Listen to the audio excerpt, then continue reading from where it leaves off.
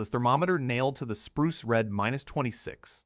Earl Whitaker stood in the dark with a 5-gallon bucket in each hand and walked across the frozen mill yard, boots crunching on snow that had the texture of dry sugar. His breath came out in slabs. The yard had been closed for almost 5 years, but the sawdust pile behind the old kiln was still there, 12 feet tall and frozen on the outside, dry as flour underneath. He set the buckets down and pulled the square-point shovel off his shoulder. The first cut into the pile made a soft papery sound, almost like turning a page. He filled both buckets, stood up slowly because his back was not what it used to be, and started the quarter-mile walk back to the clearing where he had been living since October. A pickup rolled past on the county road. The driver slowed, rolled down the window, and squinted at the old man, hauling sawdust through the dark. "Earl! The hell are you doing out here at 4 in the morning? Working." "On what?" "On not freezing." The driver laughed, not cruel, just tired and confused, and shook his head. "You gonna kill yourself out here, old-timer?" Then he rolled the window up and drove on. Earl kept walking. The buckets were heavy. The cold was honest. He had a job to finish before the storm everyone was talking about came down out of Canada. His name was Earl Whitaker.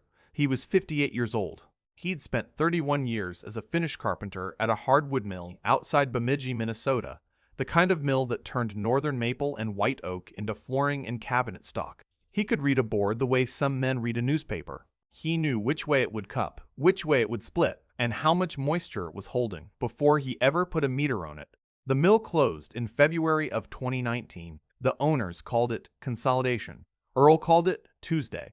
He was 53 years old with a pension that had been frozen, a small savings account, and a wife named Linda who had been patient through a lot of things, but not, in the end, through unemployment. The savings went first, then the truck, then the house, which he signed over in the divorce because fighting cost more than he had. He spent the winter of 2022 sleeping in a friend's heated garage. He spent the summer of 2023 in a tent on public land. By October of 2023, he had moved onto a quarter-acre clearing that belonged to an old mill buddy named Wendell, who told him plainly, "Stay as long as you need. I don't have heat to give you, but I've got land." What Earl had, that most men in his situation did not have, was 31 years of knowing exactly how wood waste behaves. He had swept sawdust off his boots every night for 3 decades. He knew it was dry. He knew it was dry. He knew it did not settle if you packed it right. He knew, without ever using the word, that it had an R value somewhere around 3 per inch, better than fiberglass, better than most of what builders were stapling into walls in 2024. He arrived at Wendell's clearing on the 2nd of October with a tarp, a chainsaw, a framing hammer, and a plan most people would have called crazy. The first thing Earl noticed was the pallets. The old mill yard was full of them, broken, splintered, stacked behind the loading dock and forgotten. Hardwood pallets, mostly oak, some ash, free for anyone willing to break them down with a pry bar. The second thing he noticed was the sawdust pile, 12 feet tall, kiln-dried, sitting under a torn tarp behind the dust collector. Nobody had touched it in 5 years. The outside was crusted from rain. The inside, when he dug into it, was as dry as the day it came off the planer. He started hauling. 2 5-gallon buckets at a time, a quarter-mile each way, through October and into November. People in the rural stretch around Wendell's land started to take notice. There was a woman named Carla who ran a small farm down the road and drove past every morning on her way to feed her goats. She slowed the first time she saw Earl with the buckets, and slowed every morning after that. "What are you building, Earl?" she asked once. He told her. She looked at him for a long second and said, "Honey, sawdust burns."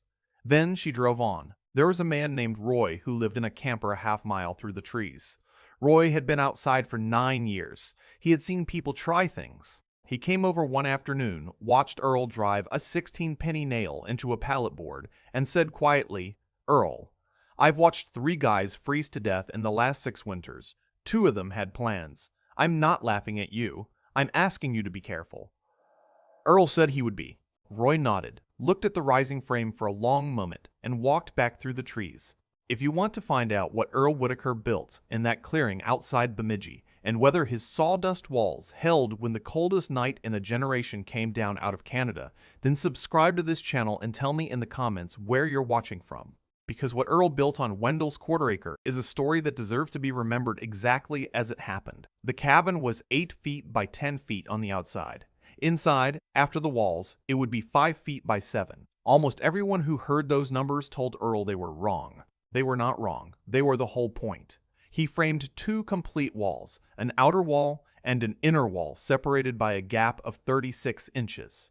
3 feet of empty cavity all the way around. The studs were salvaged, 2x4s from a barn Wendell had taken down the summer before. The sheathing was scrap plywood, 1/2 inch and 5/8 mixed, screwed in with deck screws he bought in bulk from a hardware store going out of business. He paid $42 for a contractor's box of 3,000 screws. The roof was a simple shed pitch, 4 and 12, framed with 2x6s, and decked with more salvaged plywood. Above the ceiling joists he left a 24-inch cavity, same principle as the walls. The first failure came in the 3rd week. He had built the outer wall first, then started the inner wall, and realized he had no way to pack sawdust into a cavity that was already closed on both sides. He stood in the clearing for a long time, looking at his mistake, the way a carpenter looks at a board he has cut 2 inches short. Then he pulled the inner sheathing back off, 1 screw at a time, and reframed the system so the inner wall could be sheathed in horizontal courses, 1 row of plywood at a time, packing sawdust behind each row before adding the next. It cost him 4 days. His hands cracked open across the knuckles. He wrapped them in electrical tape and kept working. The second failure was the stove. He had cut a wood stove out of an old 100-pound propane tank, the way he had seen done in hunting camps his whole life. The first burn filled the cabin with thick gray smoke because the stovepipe draft was wrong. The pipe ran too horizontally before it turned up through the roof. He pulled it apart in the cold, redid the geometry, so the vertical run started within 12 inches of the stove and tried again. The second burn drew clean. The mentor in the build was Wendell himself. Wendell was 66, a retired millwright who had lost his own wife to a stroke in 2020 and had not quite figured out what to do with the rest of his life. He came down to the clearing every few days with coffee and a steel thermos. He did not pick up a hammer. He stood with his hands in his pockets and said useful things. It was Wendell who told Earl to put a vapor barrier of 6mm plastic on the warm side of the inner wall, so moisture from the stove would not migrate into the sawdust and rot it. It was Wendell who pointed out that the stove needed an outside air intake, a 2-inch pipe running from the back of the firebox through the wall to the open air, so the stove would not pull oxygen from the cabin's interior. Small things. Critical things. The kind of things that decide whether a man wakes up. By the middle of December, Earl had packed every wall. He had hauled, by his own count, somewhere near 900 buckets of sawdust. He had lost 11 pounds. His hands were so calloused that he could pick up a hot stovepipe damper for a full second before he felt it. The cabin sat in the clearing, squat, ugly square, with walls 4 feet thick on the outside footprint, and it was finished. He lit the stove on the evening of December 19th. Outside it was -4. Inside, when he closed the door and sat down on the small bench he had built along the back wall, the cabin was already 41 degrees from the residual warmth of his body and the small fire. In an hour, the inside thermometer read 58. In 2 hours, it read 67. He let the stove burn down to coals and went to sleep under 2 wool blankets on a cot. He woke at 3 in the morning. Outside, it had dropped to -11. Inside, with no fire, only coals, the thermometer read 52 degrees. A differential of 63 degrees. Through walls he had built himself, out of waste nobody else wanted. He sat up on the cot in the dark and put his hand flat against the inner wall. It was warm, not hot. Warm the way a sleeping animal is warm. He kept his hand there for a long time.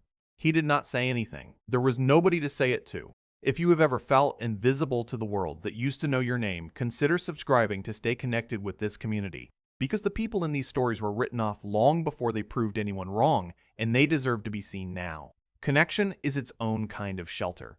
The storm came down out of Manitoba on the 12th of January 2024. The forecasters had been talking about it for a week. An Arctic air mass, dense and dry, sliding south with nothing in front of it. By the night of the 13th, the temperature in Bemidji had dropped to -31. By the night of the 14th, it hit -38 with wind chills measured at -59. Pipes burst across 3 counties. The propane delivery trucks could not keep up. A warming center in town ran out of cots by 10 in the evening. 2 people in 2 different counties would not survive the week, an elderly man in his unheated trailer and a younger man found in a parked car. Both of them, the paper said later, had simply run out of fuel. Earl ran a stove on a low, steady burn. Inside the cabin, the thermometer held at 54 degrees through the worst of the night, with the outside reading at minus 38, a 92-degree differential. He sat in his small space, drank instant coffee from a tin cup, and listened to the wind try to find a way in. It could not. At a little before midnight, he heard boots on the snow outside.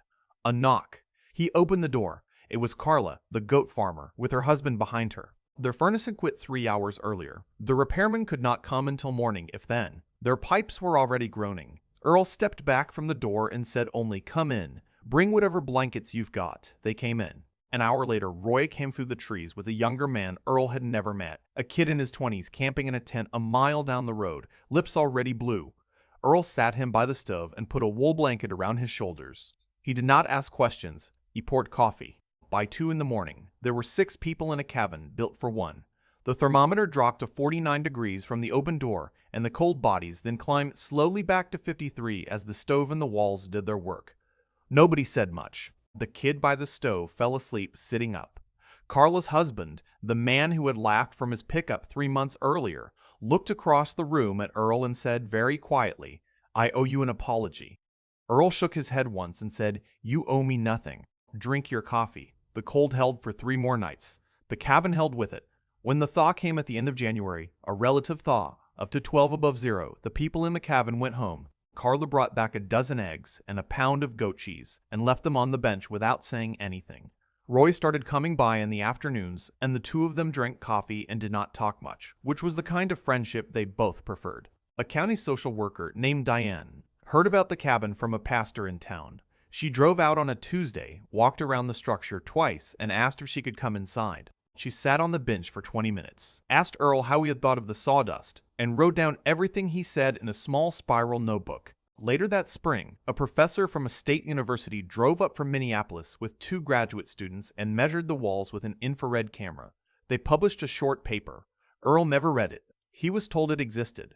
What he noticed more was the men. 2 came in February, 3 more in March. One of them all the way from North Dakota. They wanted to see the walls. They wanted to know how thick. They wanted to know where to find the sawdust. Earl showed them. He did not charge anything. He told one of them, a younger man with a wife and a baby in a camper, "Pack it tight. Don't skip the vapor barrier. Get the stovepipe right." The young man wrote it down.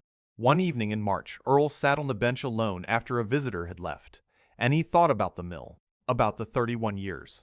About the day the gates closed. He did not feel angry anymore. He felt something quieter than that. He had taken what they threw away and he had used it to stay alive.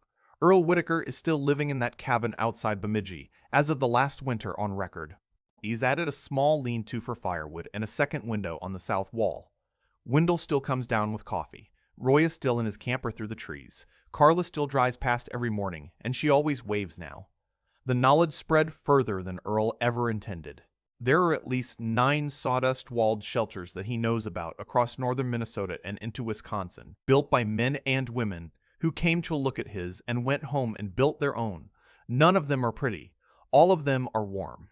What I want to leave you with is this. A man spent 31 years of his life inside a building that made wood into something useful. And when that building was done with him, he walked back to its forgotten pile and made himself into something useful again. With the same material, with the same hands. Nothing was wasted. Not the sawdust. Not the years. Not the man. Ask yourself, honestly, what have you been told is worthless that might, packed 3 feet deep and held in the right frame, be the thing that keeps you alive? If you stayed with the story to the end, that means something. I know it's long, and I know your time is the one thing nobody can give back to you, and you gave some of it to Earl. There is another story on this channel waiting for you right now. Another person who was written off and who answered with something built by hand. These stories exist because the people in them were not seen the first time, and somebody has to see them now. Consider staying. Until next time, take care of yourself and take care of the people the world has stopped looking at.